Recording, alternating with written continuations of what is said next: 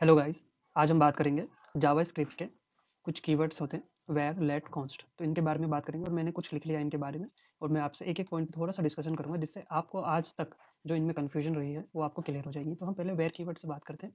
तो where keyword क्या है? एक फंक्शनल स्कोप कीवर्ड है।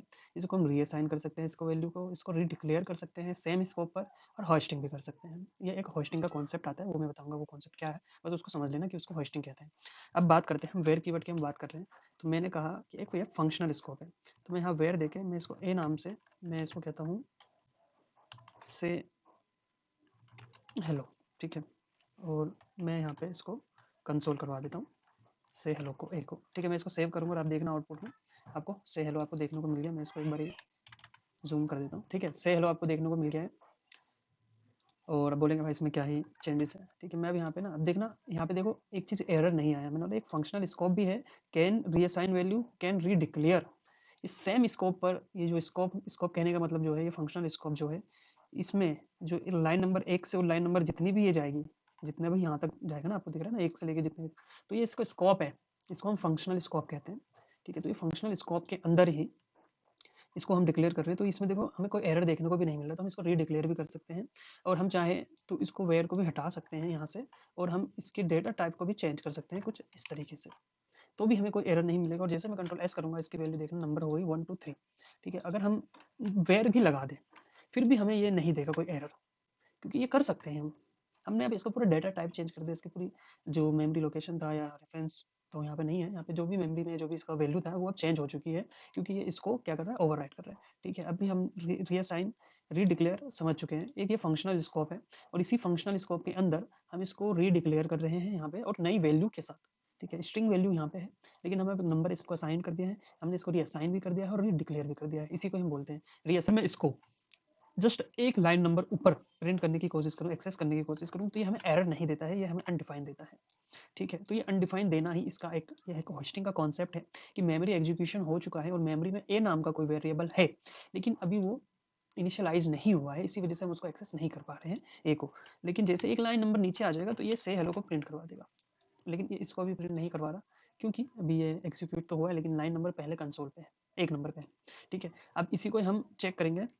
मैं अब यहाँ से ना लेट बी नाम से एक वेरिएबल बना रहा हूँ, ठीक है। मैं बोल रहा हूँ से हेलो बी, ठीक है। अगर मैं यहाँ पे बी को, ठीक है, याद रखना कि ये जो है ये ब्लॉक ब्लॉक स्कोप में है, वो मैं बताऊंगा कि ब्लॉक स्कोप क्यों है और क्या हो सकता है। अब मैं इसको कंट्रोल एस करूंगा, यहाँ पर देखना हेलो बी दे दिया। अगर मैं चाहूँ तो इसकी वैल्यू को चेंज भी कर सकता हूँ, मतलब इसको मैं रीअसाइन कर रहा हूँ। लेकिन अब देखो मैंने यहाँ पे वेयर से दोनों से बना रखा, मुझे कोई एरर नहीं आया, लेकिन मैंने जैसे ही लेट कीवर्ड के साथ सेम नाम के वेरिएबल को बनाया, चाहे आपको लग रहा हो कि ठीक है मैं इसका डेटा टाइप कर देता हूँ, मैं इसको नंबर डाल देता हूँ, ये फिर भी सेम एरर देगा। अब हम इसके एरर को पढ़ेंगे कि वो एरर है क्या। तो इसने बोला can not redeclare block scope variable. इसका मतलब ये है कि भाई इसी समस्या को, जो वेयर के साथ जो कीवर्ड के साथ समस्या थी कि ये एक ही वेरिएबल के डेटा टाइप को चेंज कर दे रहा है, वैल्यू को असाइन कर दे रहा है, तो इसी वजह से लेट कीवर्ड और कॉन्स्ट कीवर्ड को इंट्रोड्यूस किया गया और ये इनके जो भी कमी थी एक तरीके से उसको दूर कर रहा है, ठीक है। तो ये बोला भाई सेम नेम से आप वेरिएबल तो डिक्लेयर हो चुका है, तो आप इसको दोबारा डिक्लेयर मत करो, इसको आप रीअसाइन कर सकते हो। तो जैसे ही मैं लेट कीवर्ड यहाँ से हटा दूँ तो मुझे एरर गायब हो जाएगा। अब मैंने क्या कर यहाँ पे, मैंने डिक्लेयर नहीं किया है, रीडिक्लेयर नहीं हुआ, यहाँ पे वैल्यू को रीअसाइन किया गया है, ठीक है। आप यहाँ पे देखोगे तो मैंने बोला can reassign value, can not redeclare. समझ में आया आपको? कैन नॉट रीडिक्लेयर, इसका मतलब ये हुआ कि अब मैं अगर बी को कंसोल कराऊँ तो यहाँ पे मुझे बी नहीं देखने को मिलेगा। इसको हमें कंट्रोल एस करना है, तो 451 नंबर हमें मिलने को मिल गया इसका। समझ में आया आपको? और यहाँ पे अभी हमने बात करी थी कि ये इसका फंक्शनल है और ये ब्लॉक स्कोप है, ठीक है। अभी इससे पहले हम इसकी होस्टिंग के बारे में बात करेंगे, जो टेम्पोरल डेड जोन है। अगर हम बी को अगर हम एक लाइन नंबर पहले एक्सेस करने की कोशिश करें तो देखो ये हमें एक एरर देगा, reference error, can not access B before initialisation. यहाँ पे क्या हो रहा है कि यहाँ पे जो कॉन्सेप्ट है टेम्पोरल डेड जोन का, वो ये कॉन्सेप्ट है कि मेमोरी एग्जीक्यूशन हो गया है, लेकिन ये अभी एक ऐसे फेज में चला गया है, ऐसे स्कोप के अंदर चला गया है कि जब तक पूरा तरीके से मेमोरी एग्जीक्यूशन नहीं होगा हम इसको एक्सेस नहीं कर सकते। हमें इसको एक्सेस करने के लिए एक लाइन नंबर नीचे ही लाना पड़ेगा। तो मैं क्या कर रहा हूँ, अगर मैं अब यहाँ पे लाके मैं इसको कंट्रोल एस कर दूँ तो ये एरर गायब हो जाएगा और बी पहले ही आ चुका है मेमोरी के अंदर, मतलब प्रेजेंट हो गया है, उसके बाद ही हम इसको एक्सेस कर पा रहे हैं। ऐसा समझो कि आप आपकी क्लास में आप अपनी क्लास जा रहे हो और अटेंडेंस चल रही है, लेकिन आप अपने अटेंडेंस चलने से पहले क्लास में नहीं पहुँच पाए, तो आपको क्या कंसीडर किया जाएगा? आपको एब्सेंट किया जाएगा ना। क्यों एब्सेंट किया जाएगा? क्योंकि आप वहाँ पे नहीं थे। लेकिन अगर आप वहाँ पे होते और आपका नाम लिया जाता तो आप प्रेजेंट लगा सकते थे और आपकी जो प्रेजेंट है आप वो मिल जाएगी आपको ना। आप मतलब उपस्थित हो चुके हो वहाँ पे। तो आप उपस्थित हो मतलब आप उपस्थित हो तो मतलब आप प्रेज़ेंट हो, आप वहाँ पे हो। तो आप वहाँ पे हो तभी आपको वेरिएबल मिल गया। नहीं तो आपको एब्सेंट मिलता और आपको एरर आता कि आप थे ही नहीं जब मैं अटेंडेंस ले रहा था। टीचर आपको कह सकता है। तो कुछ ऐसा ही है। अब बात करते हैं कि ब्लॉक स्कोप, ठीक है? ये भी एक फंक्शनल स्कोप के अंदर भी बना हुआ है, लेकिन ये ब्लॉक स्कोप कोड को फ़ॉलो करता है। कैसे? अब दिखाते हैं। अभी बी जो है ना हमने ऐसे बनाया है, मान लो कि अभी आगे जाके आप पढ़ोगे, मैं यहाँ लिख देता हूँ, अभी आप जाके पढ़ोगे for loop, if condition, if else जो है, आप पढ़ोगे, फंक्शन पढ़ोगे, ठीक है? और कर्ली ब्रेसेस। इसके अंदर फॉर लूप का एक कॉन्सेप्ट होता है, कुछ ऐसे इसके अंदर वैल्यू बनती है और इसके अंदर हम ऐसे लेट इस तरीके से ही हम इक्वल टू देते हैं और असाइन करते हैं मतलब वेरिएबल को। इफ लूप का आपको इसका भी सिंटैक्स कुछ ऐसा होता है, एल्स का सिंटैक्स कुछ ऐसा होता है और फंक्शन का होता है कुछ ऐसे, फंक्शन और ये कर्ली ब्रेसेस अलग-अलग है। अब यहाँ पे क्या है, यहाँ पे क्या होता है मैं आपको बताता हूँ कि ब्लॉक स्कोप को कैसे फॉलो करता है। अगर मैं इसको इनमें से किसी भी एक को, हो सकता है कि कुछ चीज़ें छूट रही हो, लेकिन मेनली हम इसी में यूज़ करते हैं, ठीक है? और भी कुछ चीज़ें होंगी जो आगे जाके आपको पता चलेगी। ऐसा समझो कि अगर इस वेरिएबल को मैं यहाँ से कट करके अगर मैं इस ब्लॉक कोड के अंदर लिख दूँ, तो ये कर्ली ब्रेसेस के अंदर ही इसका स्कोप बन गया। अब इसका मतलब ये हो गया, अगर मैं इसको उठा के यहाँ से कंट्रोल एक्स कर दूँ और मैं यहाँ पे वी कर दूँ, तो अभी अब मैं आपको दिखाता हूँ कि यहाँ पे क्या हो रहा है। अब यहाँ पे मैंने बी बनाया है, अब मैं यहाँ पे क्या करूँगा, अब मैं इस कर्ली ब्रेसेस के बाहर मैं इस वेरिएबल को एक्सेस करने की कोशिश कर रहा हूँ। तो आप एक चीज़ नोटिस कर पा रहे होगे, ये अभी भी फैड है। फैड मतलब इसका भी कलर कलर जो है वो इतना नहीं है, मतलब लाइट नहीं हो पाया। अगर मैं इस कर्ली ब्रेसेस के अंदर कर दूँ तो देखो उसका कलर लाइट हो चुका है। मैं बस एक लाइन बाहर कर दे रहा हूँ, कलर फेड हो गया है। इसका मतलब आपको यहाँ पे वीएस कोड का ये अच्छा फीचर है जिससे आपको थोड़ा बहुत अंदाजा हो जाता है। अगर मैं अब भी इसको करूँ एक्सेस तो देखना क्या आएगा, बी इज़ नॉट डिफाइंड। अब यहाँ पे रेफरेंस एरर आया कि B is not defined. B यहाँ पे हमने डिफाइन भी कर दिया है, लेकिन ये रह गया, इसका स्कोप यहाँ तक रह गया है, ठीक है? यहाँ तक रह गया है इसका स्कोप। अब हम इसको एक्सेस नहीं कर सकते, लेकिन मैं अगर लेट बी, ठीक है, मैं यहाँ पे लेट बी 1 2 3 4 5 कर दे रहा हूँ। अब आप देखना कोई एरर नहीं आएगा, मुझे ये मिल गया। लेकिन मुझे इसकी वैल्यू चाहिए थी यार, इसकी तो मिली नहीं, ठीक है? और मैं इसको देखो बाहर में असाइन कर पा रहा हूँ, ठीक है? यहाँ पे देखना, ये इसका ब्लॉक स्कोप है, ये इसके ब्लॉक स्कोप तक ही सीमित है। अभी इसके बाहर हम इसका ना कोई डेटा अपडेट कर सकते हैं, ना कुछ अभी मिल सकता है। तरीके अलग-अलग हो सकते हैं, बाद में बताएँगे हम। लेकिन आप इस चीज़ को समझो कि अब सेम नाम से मैं 2 वेरिएबल को एक ही जगह डिक्लेयर कर रहा हूँ, रीअसाइन भी कर रहा हूँ अलग-अलग चीज़ें, लेकिन कोई एरर नहीं आ रहा। एरर बस इसलिए नहीं आ रहा क्योंकि इसका स्कोप चेंज हो गया। तो यही ब्लॉक स्कोप कॉन्सेप्ट है इसका, कि इसका जो स्कोप है वो चेंज हो गया है।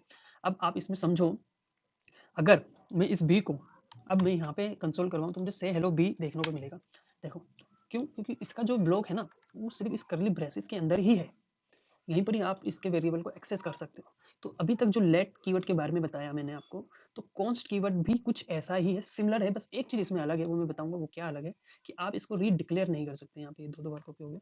इसको आप कैन नॉट रीडिक्लेयर, आप रीअसाइन भी नहीं कर सकते कोई वैल्यू और कोई डिक्लेयर भी नहीं कर सकते। रीअसाइन और वो सब जो है वो अरे और ऑब्जेक्ट के कॉन्सेप्ट में, उसमें वैल्यू आप अपडेट कर सकते हो। अब देखो मैं यहाँ पर भी अगर आप देखोगे, मैं इसको ना अपना कॉन्स्ट नाम से बना देता हूँ, ठीक है?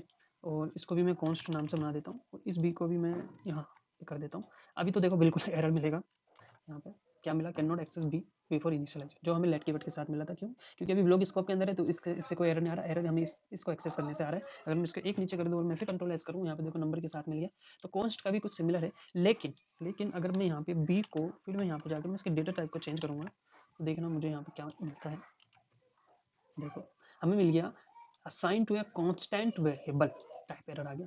इसने बोला कि अब आपकी प्रॉपर्टी जो एक बार बन गई वो बन गई है, अब आप इसको ना चेंज नहीं कर सकते। अगर मैं चाहूँ यहाँ पे मैं वैल्यू चेंज कर देता हूँ 10-10, ठीक है? मैं यहाँ पे फिर देखते हैं क्या आता है। फिर आ गया हमें एरर कि assignment to a constant variable at 12-3, मतलब इस पे आप बोल रहे हो। मैं फिर से कंट्रोल एस कर रहा हूँ, मैं फिर से कर रहा हूँ, तो आपको लग जाए कि भाई हाँ, अब जो है ये ही बस फंडा है इसमें। अगर मैं लेट्स के साथ करूँ तो देखो कोई फंडा नहीं आएगा। यहाँ पे मैं कंट्रोल एस करूँगा, प्रॉपर्टी में मिल जाएगी। लेकिन कॉन्स्ट के साथ ऐसा नहीं है भैया, कॉन्स्ट थोड़ा अलग बिहेव करता है, ठीक है? तो इतना ही कॉन्सेप्ट है। अभी आप समझो एक बिगिनर लेवल के लिए ही है ये, और मैंने बहुत अच्छा से बताया है, मैंने बहुत अच्छे से बताया है आपको। आप इसको अच्छे से समझना, आगे प्रैक्टिस करना, आप और अच्छे से चीज़ों को समझ पाओगे। और अभी तक हमने इन सब चीज़ों को पढ़ लिया है, देख लिया। आप एक बार इसको भी देख लेना। ये इंटरव्यू के लिए भी बहुत डिफ़िकल्ट क्वेश्चन है, लोग कन्फ्यूज़ हो जाते हैं, लेकिन आपको नहीं होना है। आपको बहुत अच्छे से तैयारी करके रखनी है।